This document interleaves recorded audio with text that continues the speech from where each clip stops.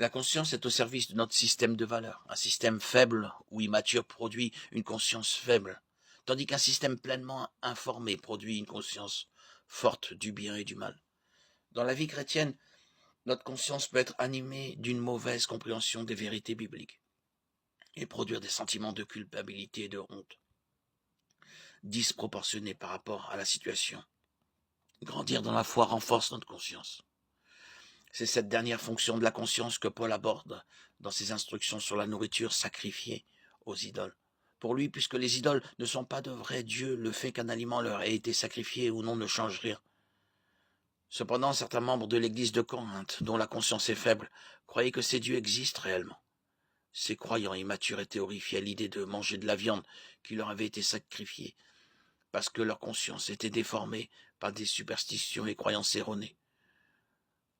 Par conséquent, Paul encourage ceux qui ont une conscience plus affermie à ne pas exercer leur liberté de manger, dans les cas où cela mènerait leurs frères à la conscience plus faible à condamner leurs actes. L'idée est que si notre conscience est pure grâce à notre maturité spirituelle et notre discernement, nous ne devons pas faire trébucher ceux dont la conscience est plus faible, en exerçant la liberté qui en découle.